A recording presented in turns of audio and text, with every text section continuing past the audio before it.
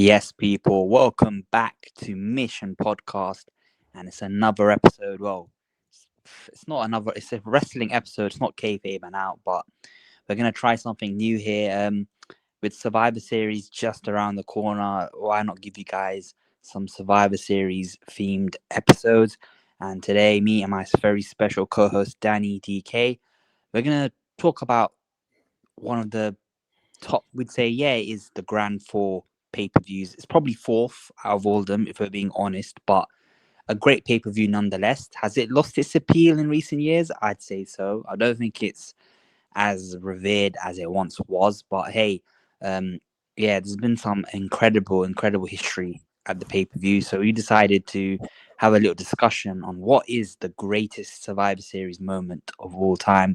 When we might give you guys like a top 5 or a top 10. But yeah, Danny, any thoughts on Survivor Series?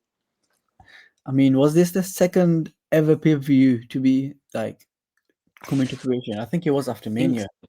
I think I so. think I think Survivor Series and Mania for the like first 2-3 years were like just the two pay-per-views of the year. They do Mania early and then Survivor Series late in the year. But yeah, I completely agree with you. I think it's lost its appeal probably since 2010. I'd say for the last 15 years. Yeah, it's It mad. hasn't really felt like a big four pay-per-view, which is funny because it was like the second ever pay-per-view to be announced for, WWE. So that is kind of funny. I mean, at first, the concept of it is basically nothing but like elimination tag team matches or Mhm. like 5-on-5 matches, elimination matches in any source like we've seen with the elimination chamber, which I'm sure we'll get on. But I mean, I think even after adopting a more like traditional format, I think it continued like there were a lot of historic moments, matches, debuts, return. But yeah, I mean, I think ASDF was a top four pay per view, but in the last I'd say 15 years, it's lost its appeal. In the last 2-3 years, since Triple H took over, I feel like with War Games, it's become a bit more important. But I mean, we've spoke about it enough. War Games now feels like a necessity. It feels like they have to build their storylines around this pay per view, which I mean, that shouldn't be the case. That's why we hated gimmick pay per views like Hell in a Cell, especially like no one wants a Hell in a Cell match in the middle of a feud. Hell in a Cell match should always be closing of feuds, which we have seen recently with the likes of Cody v Seth, Drew v Punk, Seth v Edge. I mean, it has basically come back around that okay, Hell in a Cell will be used to finish feuds. Because let's be honest, going in Hell in a Cell that should not be used for second match out of a long feud, which is what it done for at the most of the 2010s. So I'm glad it's going back to that approach. But again, I don't know if Triple H has probably realized this, but you can't post war games in every year. Like this year, there was no need for war games at all. No need at Mm. all. You had Seth's faction after you got injured, no momentum at all. Now you're basically finding top your top 4 or 5 big places on the roster and putting them against the heel faction, which I mean, in the last 2 weeks, they've bought Logan, they've bought Drew McIntyre. I feel like the fifth member will probably be Brock, who we see soon. But yeah, I mean, it doesn't feel like war games how it should be. Like, okay, this should be the culmination of a massive feud. Like back in the day when we had, even 2014, where we had Team Cena v Team Authority, that was a great feud, and that was okay. This is the end of that feud. This is the end of the Authority's reign or whatever it was, and that felt like okay, I would say in today's war games that would probably feel like okay, yeah, this is suitable for war games. But I mean, what we're getting for war games this year, the Vision against Team Punk, I think it just I don't know, man. I'm not interested in it. Yeah, I agree with you, Danny. Survivor Series. It's a shame though, because I remember growing up, I used to always look forward to Survivor Series. I found the concept kind of cool with the whole 5-on-5 elimination storylines, all that sort of stuff. But who knows, man? Hopefully they can revive it next year. Hopefully. Um, but let's talk about Survivor Series anyway. The legacy of it. Just one of the top four pay per views.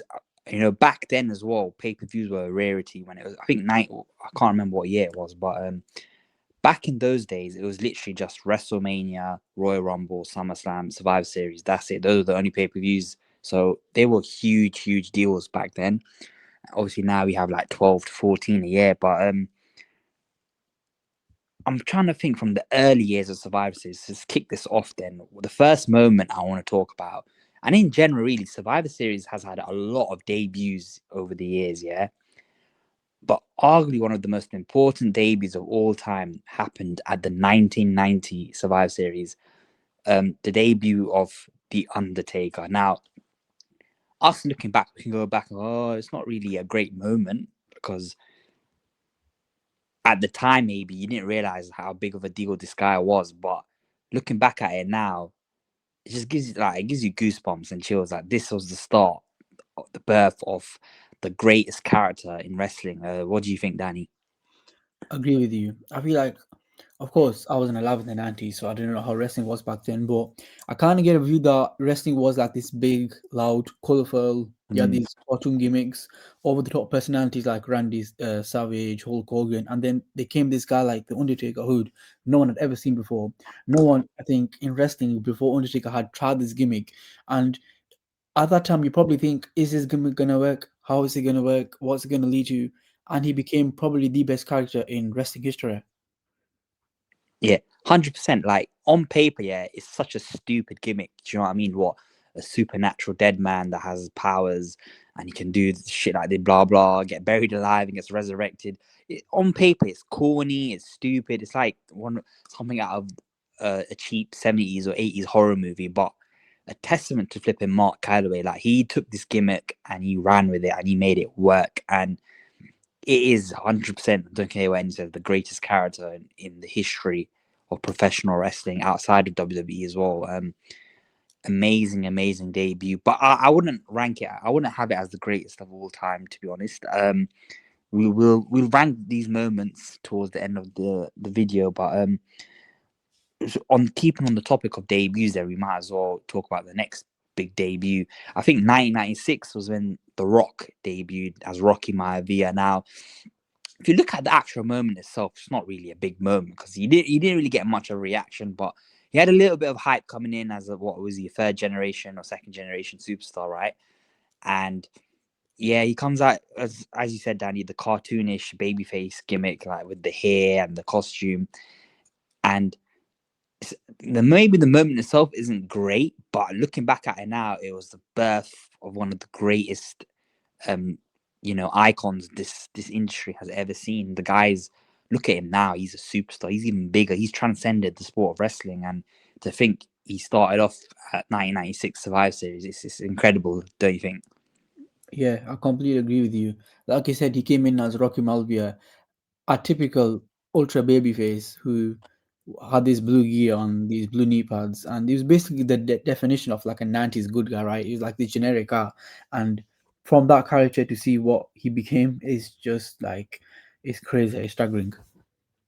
Yeah, I mean, The Rock's debut it wasn't like, I think Undertaker's might have been a bit more impressive because it's like holy shit, who's this guy? Um, but I think that for me the best debut of all time, at Survivor Series is probably 2012 with the Shield. Like, because that had a huge impact at the actual pay per view itself. They came in and they ruined the main event. They took out the three guys in the main. They took out Cena, Punk, and Ryback. And everyone was like, "Who the hell are these guys?" You had Roman Reigns, Dean Ambrose, Seth Rollins just bursting onto the scene. And I remember afterwards as well, there was like theories that maybe CM Punk hired them to take them out, blah blah blah. But especially looking at it now in 2025 with the trajectories of all three men and their careers, they're all killing it. To be honest, it's just such an iconic moment to put three rookies into the main event of a big four pay per view like that. Completely change the game. The Shield, I think, out of all three debuts we've mentioned, I think the Shields is the greatest. 100%. I think the Shields is by far the most impactful out of all three.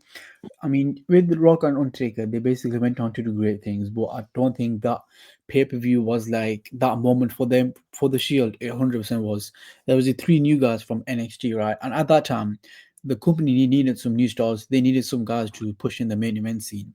They didn't really have anyone but, I'd say, Punk, Randy, Cena, and the rest of them were like Brock or Rock, and they were basically part time, but were basically never there. They needed some guys to, inject some freshness into the main event scene, and there was the three guys who came: Seth, Roman, Dean.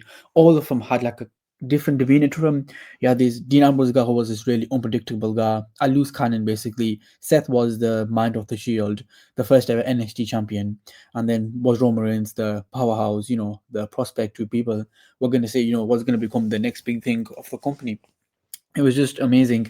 The debut as well. I mean, the way they debuted, the attack Ryback and again on Cena, people were like, okay, is CM Punk actually behind this? And then we seen what happened, in the next few weeks. And then I remember their first match at TLC, I think it was a great match. I thought that match was phenomenal. They put all three men on the map. These guys are actually good wrestlers too. The talking part, I thought Seth and Dean were a bit better than Roman. Roman, obviously, later on in his career became a great talker and a great promo, but it just like even like you said, to 2025 wrestling, Moxley is one of the top guys in AEW. Seth, again, one of the top guys, or Roman, probably the top guy in the company. To see how all three careers have gone is just unreal, man. At that time, I think they would have been, Seth would have been 25, basically all around the similar age, all around 24, 25. I'm putting them straight in the main event scene. It's just something they've probably done since Randy Orton in 2004, I think, putting someone proper young into the main event scene. And a really funny statistic I seen today. We've talked about WWE not pushing their young guys anymore. The last young champion for WWE was Seth Rollins in 2015. This guy, 3 years after he debuted on the main roster, he became champion, and we don't really see that now more, no more. Pushing these like say if a guy like Obafemi came in the main roster, we ain't seen him be champion for what 4 or 5 years, maybe even 6 years.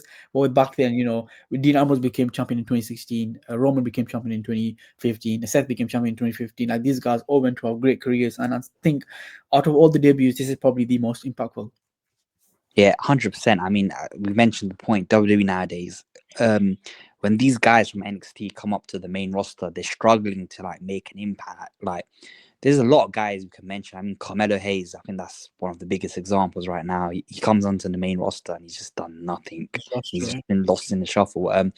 So WWE, I think they done it once before. I know it wasn't at Survive Series, but they done it with the Nexus, right? They inserted those guys straight into the main event, and it was amazing until they got buried, obviously. But so they tried to course correct. Like, let's do it right now with the Shield. And not only the impact, if you look back, because obviously we're talking about The Rock and The Undertaker, right? The legacies, but that's more of just seeing the birth of an icon. It wasn't very impactful at the time. Yeah, Like The Rock took years to get to the main event, and I mean, he was even like hated because of his babyface character. The Undertaker took a few years as well. The Shield just inserted as a result of their debut straight into the main event, and the Shield became the best thing on television for what? How long was they on? 2-3 years?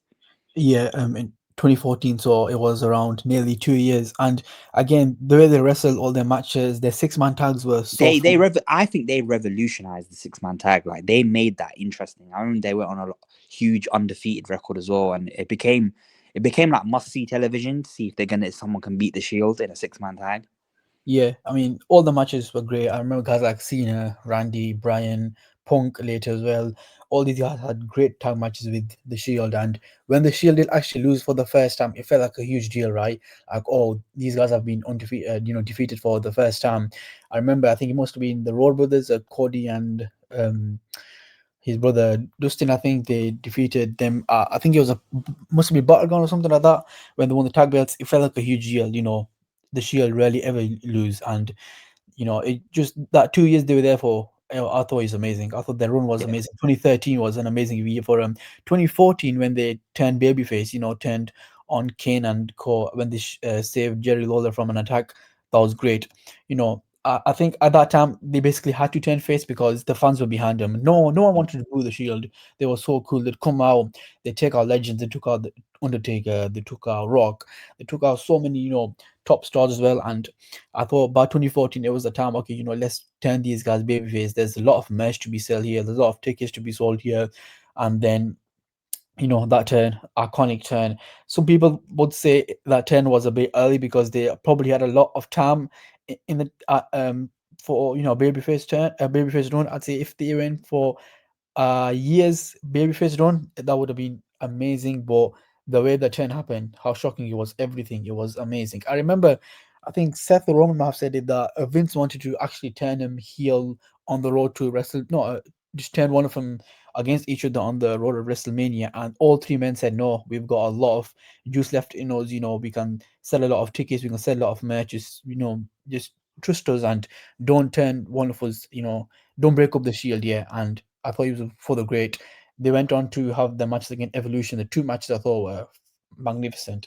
I feel like it should have been, probably not a clean sweep, but again, all matches were great. And the night after, they turned. I thought Seth turned on the Shield. I thought it was amazing. Again, one of probably my favorite faction of all time. And I mean, all three guys have gone on to have just great careers.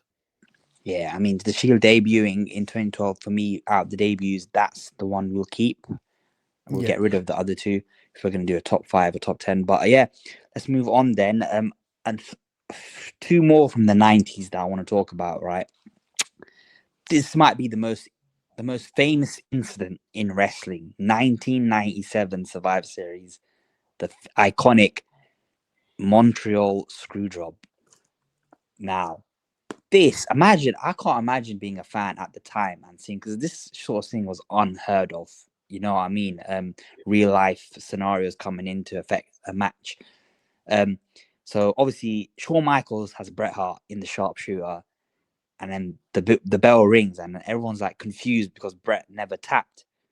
And then you see Vince McMahon there, and you just know he's been screwed over, and it was fucking amazing. Like Shawn Michaels scurries out the ring straight away, like the rat he is, yeah, with the title and Triple H, and they just like go off into the back, and you just see Bret Hart. He's just there, and he's pissed. He is pissed, and he's like talking to the fan. I remember he's at the iconic. He starts painting like with his hands, yeah. WCW, and then he spits like the nastiest. You know what I mean? It was like full of phlegm, just spits in Vince McMahon's face, and the legacy of the Montreal Screwjob, yeah, is undeniable. Like so many things have happened as a result of the Montreal Screwjob that I think this is going to be ranking very highly when we do rank it. What do you think, Danny? I'll be surprised if this isn't the best moment in Survivor Series history, in my opinion. I'll be really surprised if we don't rank it that high. I mean, like you said, the implications, the impact, everything it had up until today. I don't think we can ever forget about this moment as fans, as even guys who don't watch wrestling. I knew a few guys who don't watch wrestling and they somehow know of the Monty Screwjob. I don't know how that works, but it shows how great it is. And like you said, Carpe, I thought one reason this is so legendary is it created the McMahon character. Yeah, I thought this was 100%. one of the biggest reasons the screw job was, so good. Like overnight, Vince went from this friendly commentator to, ultimate final boss. I mean, without Mr. McMahon turning heel, we don't get no Austin rivalry, we don't get all that stuff. So I think this is the biggest boom period in wrestling. Does not happen without, I think, the Montreal screw job.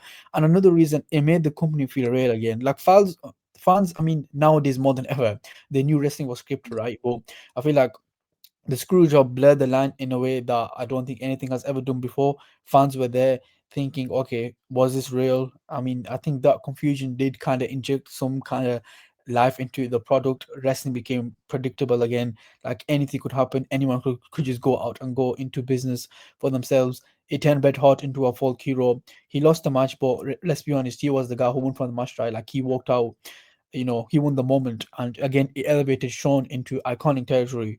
I feel like he went, from being a heel to being the heel. He was the guy then. They um, hated him. yeah, people hating him on another level, bro. Some of the chants back in the day that was said to this guy, I mean, I think his title reign was so hot. His entire character was much more compelling, and again, it became the blueprint for now the wrestling. Like we've seen it a lot of times. We've seen it with another famous incident, CM Punk's powerbomb. People did not know if that was real or it just went into Mm. business for himself. Again, another one is the authority with Daniel Bryan. People wanted Daniel Bryan, and the company weren't sure if I mean, the fans weren't sure if the company actually wanted this or they just went with it because the fans pushed for it that much. It's just the case with every modern shoot style promo, right? Like it goes back Yeah, to the the Monday Montreal Screwjob. Screwjob. I don't know if any of the shoot style promos would happen if it wasn't for the Monday Screwjob. For just for the sheer impact, I think this is gonna be really high on our list. Yeah, you mentioned the birth of Vince McMahon, because I remember was it the Raw? He done like a broadcast, yeah, and then Vince said that iconic line, Brett screwed Brett, and it just fucking blue fans More funny. hated him. They hated him. It blew him into like fucking superstardom. Him and Shawn became the most hated guys in fucking America, and not America, Canada. Let's say Montreal, and even backstage, you see Bret Hart goes backstage, talks to Shawn. Shawn starts crying, saying, "I'm sorry, Bret. I never knew." Like bullshit. Then obviously everyone's heard the story of Bret knocks out Vince. He knocked out Vince McMahon backstage. There's been so many documentaries on it, so many flipping shoot interviews on it. One thing for me, yeah, I can't wait when they eventually make a biopic here on Bret Hart or the Hart family. I can't wait to see that on the big screen. But yeah, as you said, it kind of the first time a real life scenario was used into a feud, into a match. I think Exactly. Yeah. that's why its impact is so big. Like after that, WWE weren't afraid to use like real life drama and tension and just insert it into feuds. Like I remember Matt Hardy Edge was another big one. But yeah, man, the Montreal Screwjob, wow. It had so, and you can arguably say it was the birth of the Attitude Era as well, which is one of the most, it Yeah. arguably is the most popular era of wrestling when it was at its peak. There's just so many impacts and implications from the Montreal Screwjob. It has to be top three minimum top three. But Yeah. we'll get to ranking it later. But another big moment from the 90s I want to talk about is Survivor Series 1998. Now, heading into that pay per view, there was like a big tournament for the WWF title, and the final was Mankind versus The Rock. And I don't, it was kind of weird because The Rock was it wasn't his first time being a heel, but he was a heel in the Nation of Domination, but he wasn't really a heel going into this match, I don't think, if I remember correctly. But they basically repeated the screw job kind of. I think The Rock had Mankind in the sharpshooter, and Vince signals. That was when the corporation was a thing, yeah. And Vince signals to ring the bell, and that's how The Rock wins the tournament. And then it gets revealed that The Rock has joined the corporation, and we get the birth of Corporate Rock. Now, the reason why I say this is one of the greatest moments of all time, because I think in the 2 years The Rock was on the roster, obviously he struggled as a babyface, he die, Rocky die, all that stuff, and then he joins the Nation of Domination, has a great little run as a heel with the IC belt in the mid card. This transcended him straight into the main event, and Corporate Rock for many people is their favorite version of the Rock of all time. He became a mega heel. Like I don't know if you've seen the promo he does back when he's walking backstage with the WWF title. It's amazing. Like and it gave us the perfect foil for Stone Cold Steve Austin. That it was the birth of that rivalry as well, because I remember Stone Cold. I think he came out trying to help Mankind as well, and then it led to the Mania match at Mania 15, Rock and Austin, the birth of that iconic rivalry. So there's a lot of implications from this. What do you think, Danny? Yeah, 100%, which is what you said there. I feel like this is one of the most important matches of the Attitude Era. I mean, I think this must have been one of the first Survivor Series where there wasn't any traditional elimination tags. I think it was just one night tournament to Yeah, crown a new champion. And again, the two wrestlers in the final could have been more different. You had Mankind there, who believed he was the chosen one by Miss McMahon, this loyal puppy who thought, the boss actually cared about him. I think he spent months trying to please Vince. He wore a suit. He kissed up to the corporation. He genuinely believed he was that guy that Vince was going to pick, right? And then you had Rock, who was his fan favorite guy, breaking out, as a solo star. He was becoming more charismatic week by week, which you'd expect because I think the fans loved him at that time, and there was a pretty clear picture of the fans basically wanted the Rock to win, and McMahon basically wanted Mankind to win, and the the way the match happened, what I thought was amazing. The Rock, he puts Mankind in the sharpshooter, Mankind is in top, and they just call the bell, and again, then you realize, okay, Vince McMahon didn't choose Mankind. He never wanted to choose him. He always wanted, The Rock. And like he said, that actually, I thought that year was just an incredible year for The Rock, especially.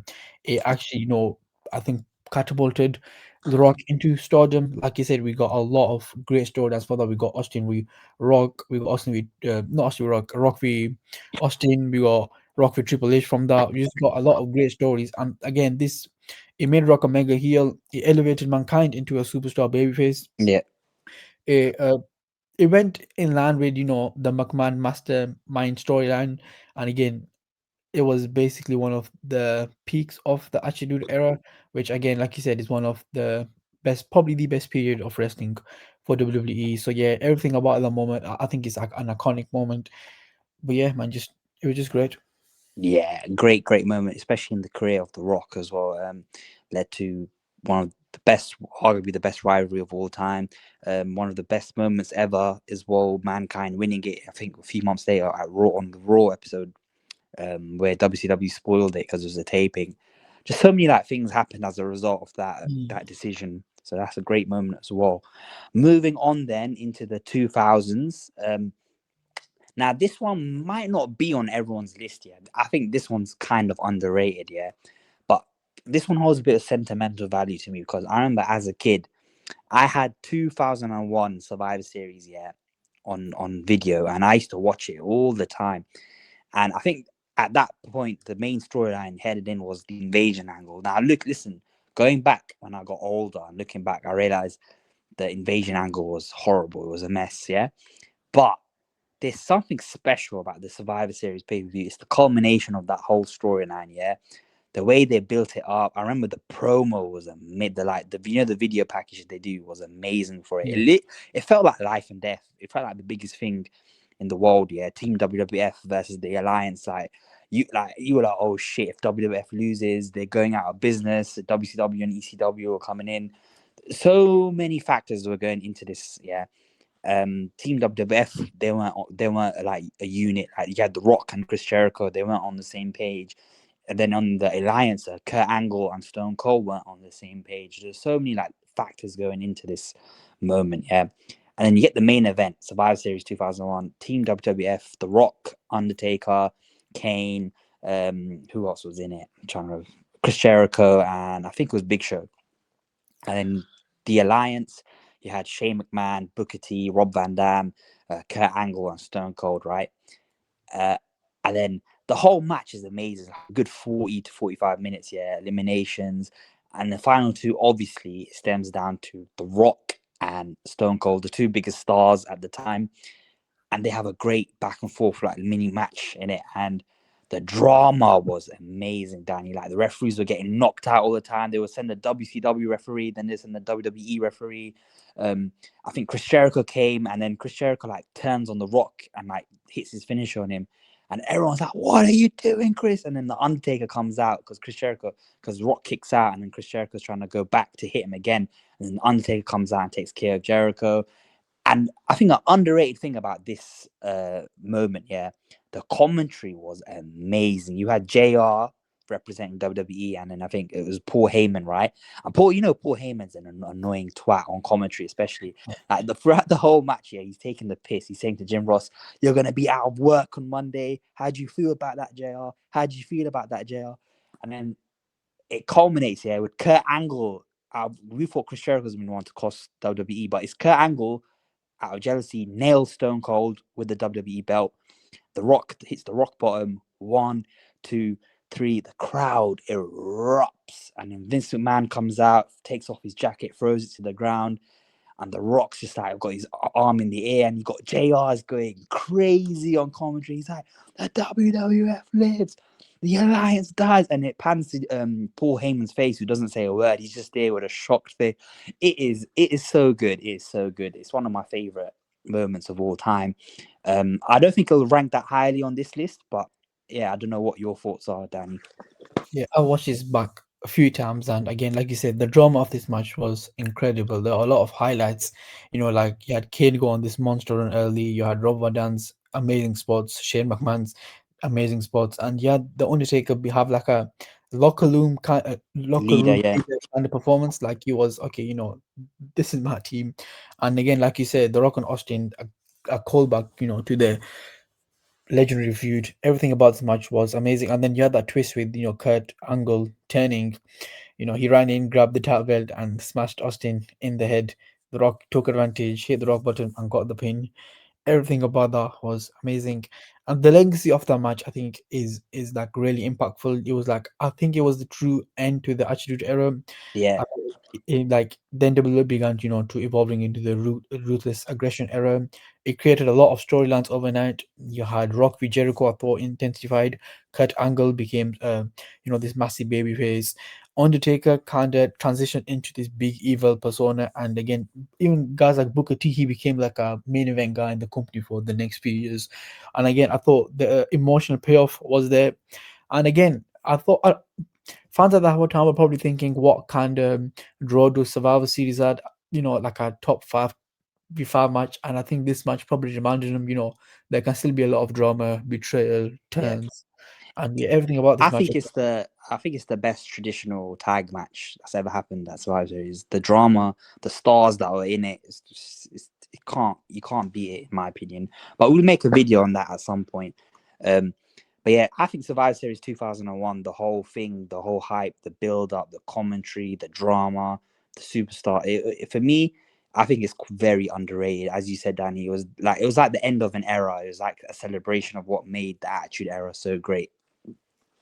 Yeah. But but yeah, then the following year, 2002 Survivor Series, I think Triple H holds the world title and he's feuding with a lot of guys on the Monday Night Raw roster. And the general manager at the time, Eric Bischoff, decides to make a match. And he introduces one of the most exciting match types of all time that arguably revolutionized the industry, the Elimination Chamber match. Wow. I remember the promo for this, them showing how they like built the chamber, and you're like, fucking hell, these lot are gonna die. You know what, you know what I mean? And the match itself is phenomenal. Like, the whole storyline going into it, Shawn Michaels is back in wrestling and he's there to prove that he still got it and he's chasing that world title.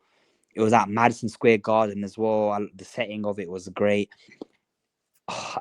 And for me, it still stands the test of time. It's still my favorite chamber match of all time. It's so good. You had Kane, you had RVD, you had Booker T, Triple H, Shawn Michaels. I think was it Benoit, the other one as well. I can't remember now. Triple H, Shawn, Kane, Jericho, Booker D, Oh and yeah, all. it's Jericho. My bad, not Benoit. It was Jericho. Yeah. But yeah, what did you think of the O2 chamber? Yeah, I mean, talk about using a gimmick match to his advantage, and exactly when he did, right? Like you said, wrestlers were Raw's absolute best. You had six massive names, and like the talent in this match was immense. The match started, I thought, was great with Rob Van Dam and Triple H, and again, that one infamous moment where you could have ended Triple H's career. Rob Van Yeah, Dam runs onto the top of the pod, hits a frog splash straight onto Triple H, but the pod roof was a bit too low, so his knee smashed into Triple H's throat, and he couldn't actually breathe. we've I had the think whole match. Yeah, doctors came out, but I think Triple H was like, "Okay, now I'm gonna finish this match," which just shown like I don't think they meant that spot, but it shown how dangerous the chamber can be. So yeah, everything about it, like Kane's destruction phase where he went onto chokeslamming everyone, hit. I think he hit Rob Van Dam through a pod wall. It was just amazing. And then the final two, it just made sense. It had to be Shawn Michaels with Triple H. Shawn Michaels had just returned to wrestling for a few months after a 4-year retirement. But this moment, it was just amazing and a great ending. I think Shawn hit a flying forearm, then atomic drop, and switching music. Again, MSG, what better venue for HBK to win. I think it's probably still one of the most emotional victories in the yeah, company history. And again, it cemented Survivor Series 2002 as one of the best pay-per-views period I think ever. It created a match type that to this day still lasts. I think they kind of use it, not to its best. Like you said, it's a gimmick pay-per-view these days. You can't have to fit it in. But for like the first ever one, it was like, okay, we have six of Raw's best. How do we settle this? Like, what kind of match can we do? Let's put him in the chamber. It was amazing. It marked the high point, I think, of Sean's 2002 comeback. It showcased how tough Triple H was, and I thought everything about it was amazing. I still don't think we've had chamber match better than that, in my opinion. yeah, 100%.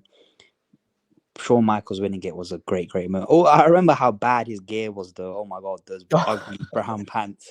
But yeah, aside from that, amazing moment. But let's move on then. One moment I want to talk about. This was a big return at the time. Yeah, 2005 Survivor Series. It was a great pay per view. The main event I think was Team Raw versus Team SmackDown. This was back then. Yeah, it actually meant Team Raw versus Yeah. SmackDown meant something. Like the way they built these matches was amazing. Um, but yeah, I think Randy Orton gets the victory for SmackDown. At the time, he's on the come up, right? He's just moved to SmackDown. He's had a great feud, iconic feud with the Undertaker. I think Undertaker Randy Orton is one of the best feuds of all time. It was so well done, the whole storyline, um, and obviously they're all celebrating in the ring, right? And then you see the gong hits, yeah, and the druids come out, and there's like that eerie music playing, and then there's a casket, yeah, at the top of the ramp, and then you see all the wrestlers are just staring, and then I think a lightning bolt strikes the casket, and it goes on fire, and then out steps the fucking Undertaker, and it's like one of the coolest shots you'll ever see, yeah. Undertaker comes out, and I remember Randy Orton sold this moment beautifully. They panned the camera to his face, and he looked like he just seen a fucking ghost. It was amazing. He's like got his hands on his head, like, no, how, and it's just and then Undertaker comes to the ring, he clears how he like beats the shit out of all the wrestlers, and Randy Orton escapes. It was just in bewilderment, and it maybe you can say it might not rank that highly on this, but I think it's one of the greatest returns of all time, and just the crowd went crazy for it. What do you think? Yeah, I thought the visual was amazing. I think was it No Mercy where Randy Orton beat Undertaker in a casket match with the headlock. Yeah, No Mercy, right? Yeah, and then again, this felt like the Undertaker was gone from the company. He was erased from SmackDown. It actually felt like a supernatural yeah. force had been extinguished. And then weeks went by, months went by. I think Randy Orton every time he would get cocky and the lights would flicker. But I mean, symbolic warnings were there, right? Like, okay, something's gonna happen here, but we just didn't know when it was gonna happen. And I think this was the first major Raw v SmackDown Survivor Series match, if I Yeah, remember correctly. yeah, it was. I thought it was a really good one. Not my favorite, but I think it is a really good one. But again, SmackDown won. If I Yeah, I think SmackDown won that. And as they celebrating, the arena went dark, and the bell tolled, lightning struck down the entrance stage. Then the giant video screens exploded. This, I think, smoke filled the arena, and Undertaker came out, and it was just such a cool visual. I don't think any entrance has as many cool visuals as the Undertaker's does. It was Yeah, just a great turn, and like you said, Randy Orton's face was incredible. So yeah, I think just a great moment. Is not near my top 10 moments, anything, but like the whole vision and the body, I thought is really cool. yeah, great moment though. But let's move on then. And I think after 2005, the next one on my list is probably, yeah, it's 2014, which is quite a big jump. I'm trying The to think of debut, it was anyone. 2014 was Team Authority versus Team Cena, Oh yeah, and wow. Obviously it got leaked online. I remember at the time it was all over the internet that Sting was gonna be there. But I don't think it took anything away from the moment. Like when you heard the crow caw, the crowd went fucking crazy. And then like I think Triple H was, I think it was Dolph Ziggler was doing the Superman role, right? Like the whole of Team Cena was eliminated. He was the last one standing, and there were yeah, still like three guys left or something from the Authority. And then Triple H comes in, he's beating up Dolph Ziggler, and then yeah, you see Sting. Sting comes out, and it's like, what the fuck? Holy shit, Mr. WCW himself. You'd thought you'd never see the day Sting being in the WWE in the company or in a ring, and then he comes to the ring. He takes out Triple H with the bat. It's iconic, man. And then obviously Dolph Ziggler and Seth Rollins are the final two. And Dolph Ziggler, one of the best performances of his career. You really thought he would like push on after this moment, but surprise, surprise, WWE fumbled that. Yeah, Ziggler picks up the win, and the Authority, I think, they get fired, right? Storyline yeah. wise, they were back next month. I know it was so Oh stupid, yeah, stupid. but but the moment itself was fucking amazing. You're like, yes, because you hated the Authority. At the start they were good. I think they were a good like heel, Yeah, group, but they got stale, but they were good at the start. And this storyline had a lot of payoff with Ziggler winning, the debut of Sting. It was amazing. It made Dolph Ziggler into a superstar, right?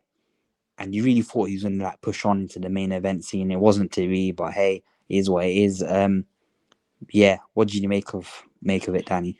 I thought it was an incredible 5v5 match. Everything about this match was just amazing. And I said, if Team Cena wins, the Authority would have been gone like completely.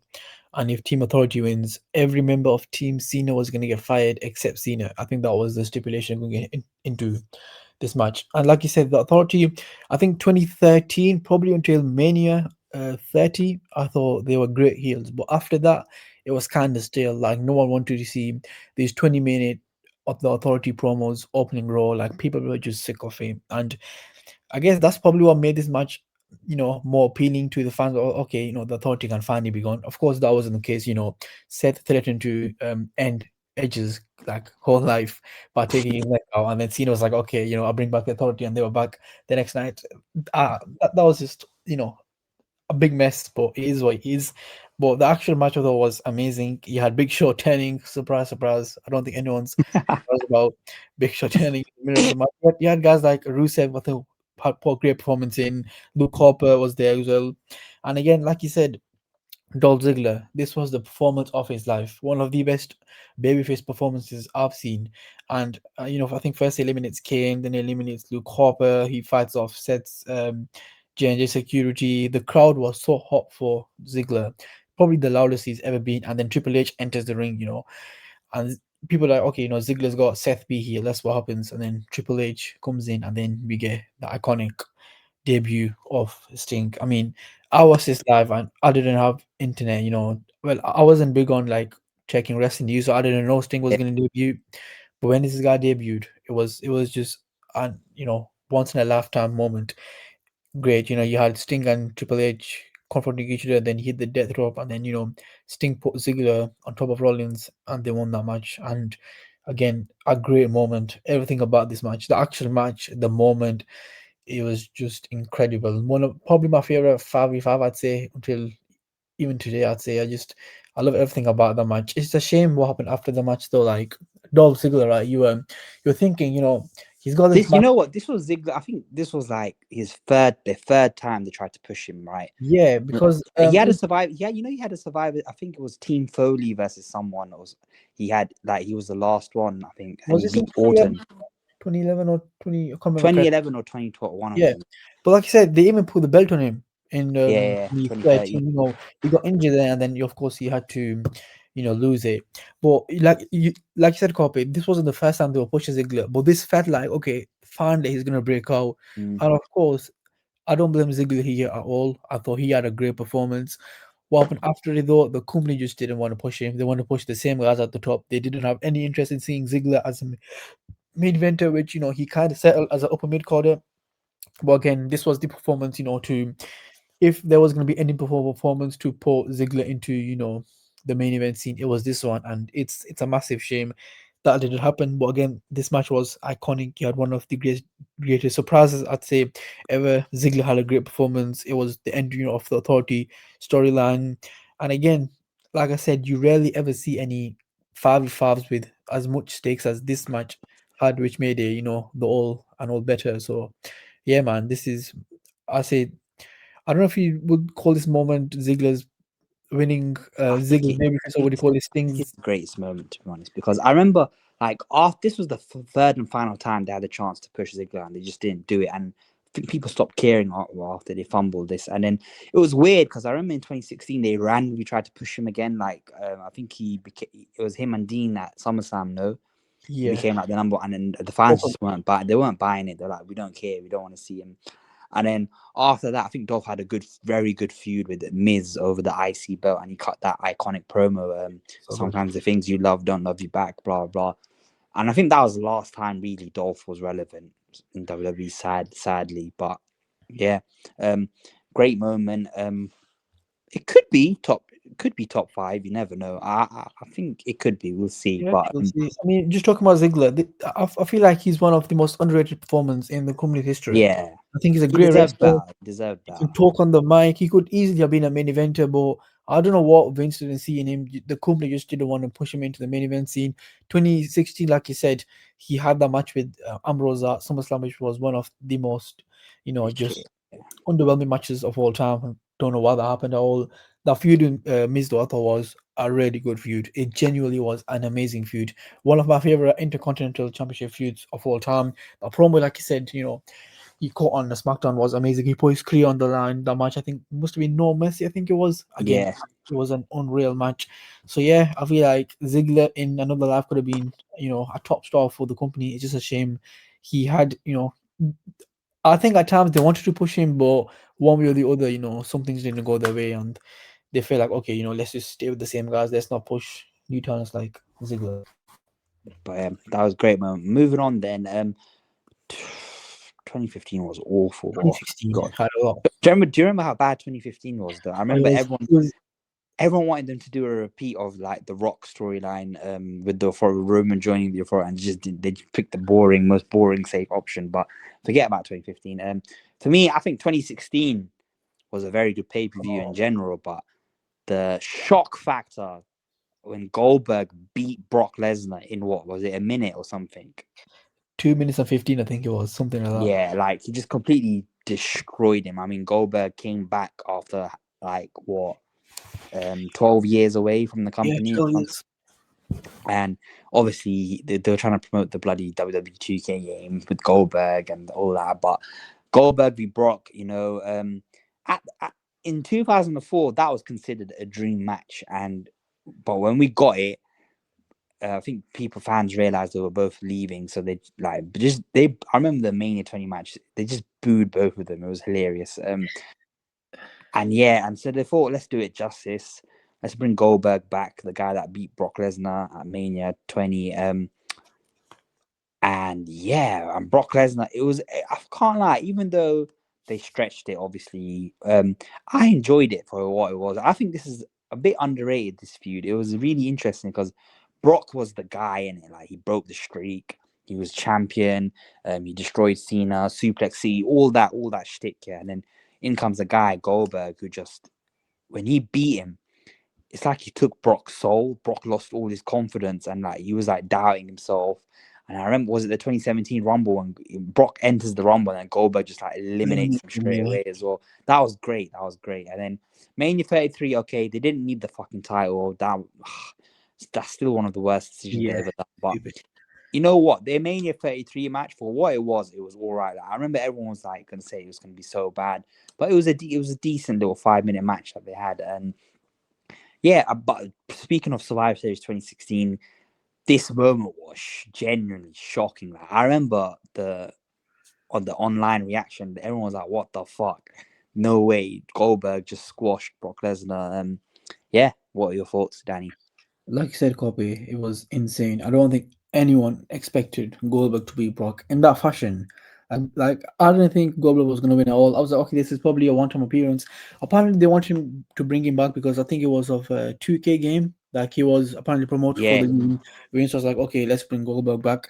And I was like, okay, this is probably a one-off appearance. It's cool to see Goldberg. I didn't really watch him live at that time, so it'd be cool to see Goldberg in the main event with Brock Lesnar, and Goldberg just won. I was like, whoa, I did not expect that at all. Like we've never seen Brock lose like that. Like you said, broke the streak. He went on to become champion. He's done so many things since he returned to the company in 2012, and losing to Goldberg like that was like, whoa, did not expect that at all. And again, I think it was 90 seconds, so yeah, 1.5 minute. It was just so shocking because I think the company swerved everyone. No one saw this coming, and I feel like it resetted Brock's character because for the first time in years, Brock was vulnerable. So then it opened that door for a rematch, and then at the Rumble, Brock comes out looking real dominating, and then Goldberg again eliminates him.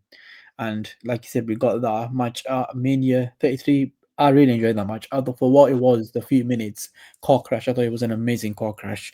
It didn't really need a belt, like you said. Like there was no need to put the belt on Brock again. Like generally no point. Jericho v Owens should have been, for the championship that year. But again, for a moment, it was genuinely a phenomenal moment. I remember watching this live. I think I was in year 10 or year 11 at that time, and I was watching this live. So I wasn't meant to be staying up around that time to watch this match. And my reaction was like, whoa, I wanted to, shout that, oh, wow, I did not expect Goldberg to beat Brock Lesnar. So yeah, I thought one of the most, you know, shocking moments in Survivor Series history. And this, I mean, we'll talk about the 5-on-5 match on this card probably, next episode where we do the best matches. But I feel like this Survivor Series 2016 was the first time in years where I felt like, okay, Survivor Series has been a genuine hit. Like the pay per view has been a Yeah, real good pay per view. Which, I mean, since then, after 2016 until it was probably shit. 2022, yeah, it was really good. Then we got War Game, which has been kind of decent. But yeah, I think throughout the 2010s, Survivor Series 2015, not 2015, 2016, and probably 2014 are probably the two best. Yeah. Moving on then. After this, I can't. Survivor Series was a dud. Like for me, I It just was it it was was Team Raw v Team SmackDown for so many years. I mean, yeah, we'll talk about the matches when we do the matches, but Brock Lesnar had a few good matches with AJ Styles and Daniel Bryan. yeah, I don't know if you remember them two matches, really good matches. But yeah, it was like champion v champion. And I feel like after the first year of doing Team Raw v Team SmackDown 2016, I don't think he ever hit the same again. I don't know if you remember Carpe 2017 where Triple H was in the match and Braun Strowman and Triple H had that kind of moment. I don't know if you remember that, but that yeah. was it when Triple H and Kurt Angle on the same team? Yeah, yeah, yeah. And Yeah, Jason Jordan was there as well. Yeah, 2017 was a hilarious year for the company. So yeah, I mean, it didn't feel like Survivor Series really. I mean, there was a cool match, Team NXT v Raw v SmackDown in 2019. Awfully for the company, I thought that was a yeah, really good match.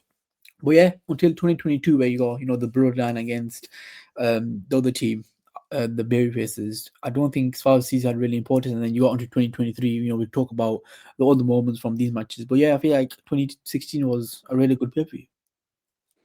yeah.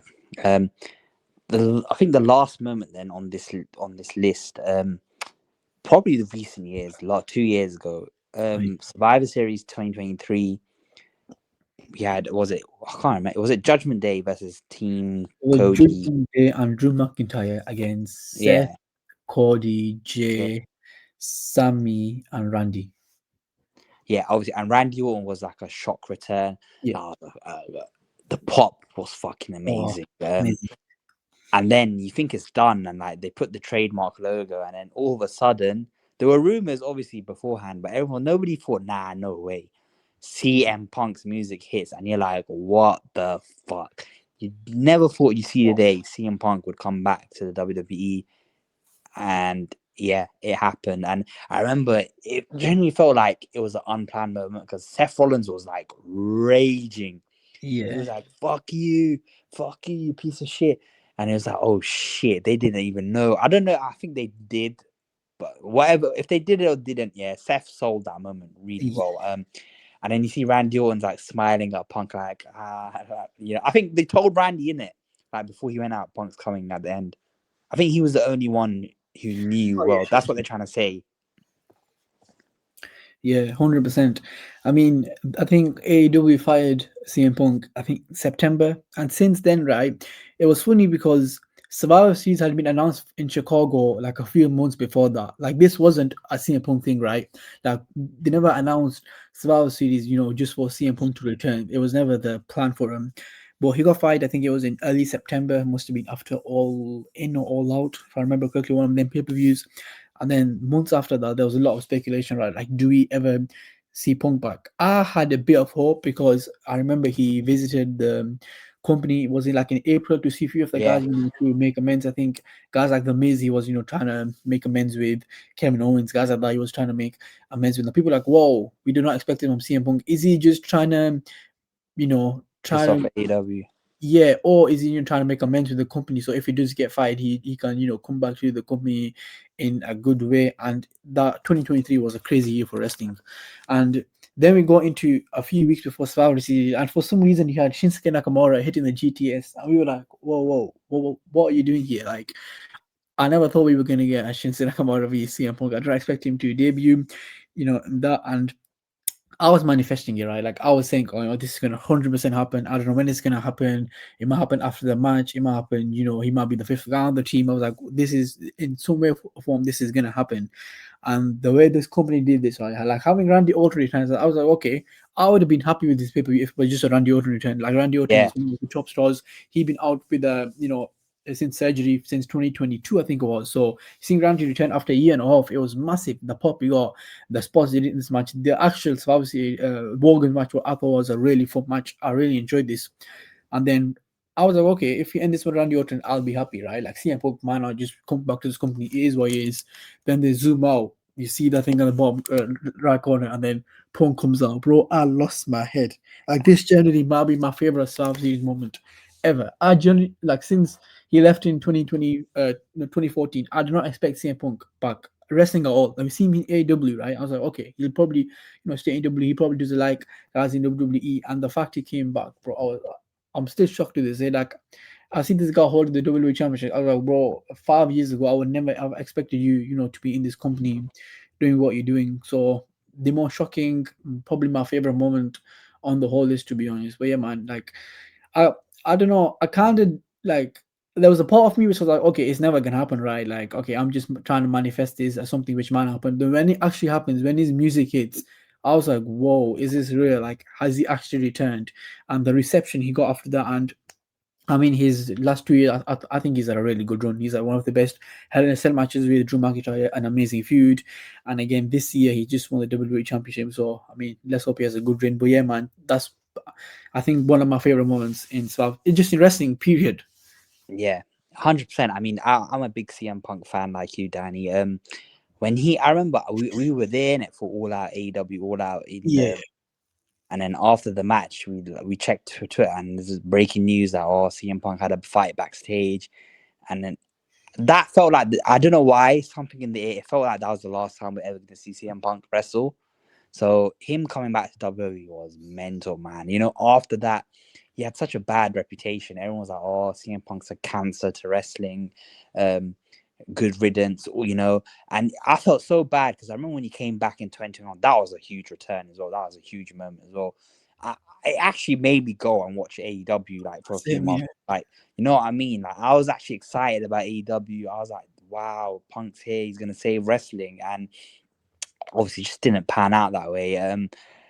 But it's a blessing in disguise it didn't work out at AEW because CM Punk belongs in the WWE, man. Like, the guy's a fucking superstar. And I'm just so happy that it's worked out for him this time around. Like, seeing, like, even 2 years on now from his return, how important he is to the company, how happy he looks, how much the company loves him, and like he's even brought his wife back now as well, AJ Oh, Lee. yeah. He's got to main event WrestleMania now. He's holding the title again. It's just amazing to see, CM Punk. Wow, his return is arguably one of the greatest returns of all time. Like, I don't think it's number one, to be honest, on this list, but it's up there. It's up there, and I think that's pretty much all the best moments. There's probably more. People can probably think of more, but from the top of my head and your head, that's all we can think of. And now it's time to rank them. And I think we're just going to do a top 5, to be honest. Top 10 will be a bit long, but I think the Montreal Screwjob has to be in there. It defaults. I yeah, don't know. 100%. Where we put it though, I think top 3 for sure. Top 3 for sure. Yeah. Um, I'd even say top two. yeah, Just the pure impact you had. the shock factor of it as well. It was a huge deal. As you said, Danny, it transcended the sport of wrestling. Everyone knows what the Montreal Screwjob is. And they turned Such Vince a into big, the ultimate it's a- fan boss, which is yeah, massive. it's a big pop culture moment in my opinion, not just a wrestling moment. Brett getting screwed. Yeah, I think another one from we've mentioned that should be on this list is the Shield debut.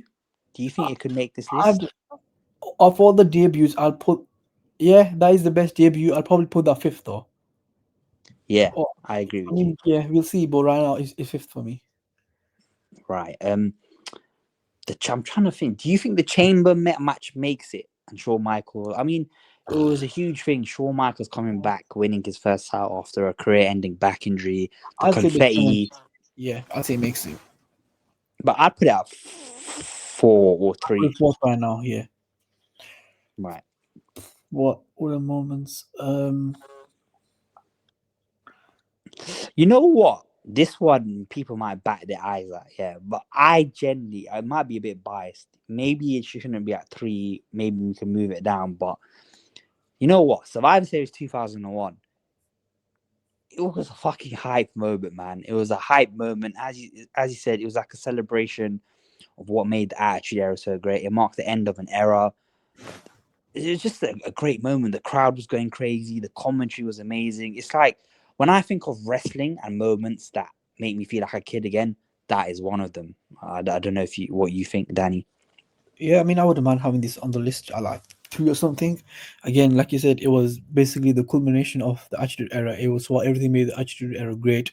It was all about the drama. It was all about having all the wrestlers in there, just being great. I thought everything about this, the turn at the end by Kurt Angle.